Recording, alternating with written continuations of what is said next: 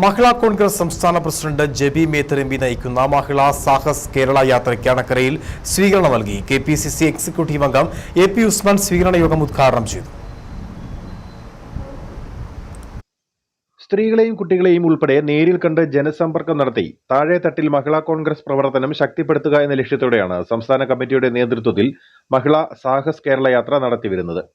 ജ്വലിക്കട്ടെ സ്ത്രീശക്തി, ഉണരട്ടെ കേരളം, ഭയക്കിൽ ഇനി നാം തെല്ലും, വിരൽ ചൂണ്ടാം കരുത്തോടെ എന്ന മുദ്രാവാക്യമുയർത്തിയുള്ള യാത്ര കോൺഗ്രസിന്റെ 1474 മണ്ഡലങ്ങളിലൂടെയാണ് കടന്നുപോകുന്നത്. കേരള യാത്രയ്ക്ക് അണക്കരയിൽ നൽകിയ സ്വീകരണ യോഗത്തിൽ മഹിളാ കോൺഗ്രസ് ചക്കുവള്ളം മണ്ഡലം പ്രസിഡന്റ് റോൺസി വർഗീസ് അധ്യക്ഷത വഹിച്ചു. കെപിസിസി എക്സിക്യൂട്ടീവ് അംഗം AP ഉസ്മാൻ യോഗം ഉദ്ഘാടനം ചെയ്തു. ജാഥ ക്യാപ്റ്റൻ ജെബി മേത്തറിന് പ്രവർത്തകർ ആവേശകരമായ സ്വീകരണം നൽകി.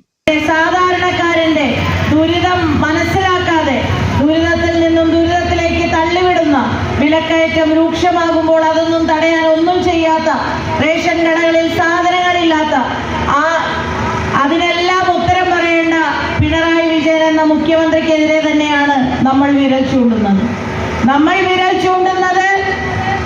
കേരളത്തിലെ ക്രമസമാധാന തകർച്ച നമ്മുടെ ഒന്നും ഓർമ്മയിൽ ഇത്രയും വലിയൊരു പരാജയമായ ആഭ്യന്തര വകുപ്പിനെ നമ്മൾ കണ്ടിട്ടില്ല. രാഷ്ട്രപതിയുടെ അംഗീകാരം നേടിയ ക്ഷീരകർഷകൻ ലാലച്ചൻ, വ്യത്യസ്ത മികവുകൾ തെളിയിച്ച പ്രതിഭകൾ എന്നിവർക്ക് യോഗത്തിൽ ആദരവ് നൽകി.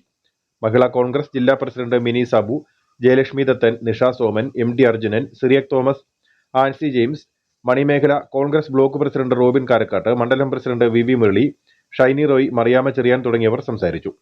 സെപ്റ്റംബർ 30 തിരുവനന്തപുരം പാറശാലയിലാണ് കേരള യാത്രയുടെ സമാപനം.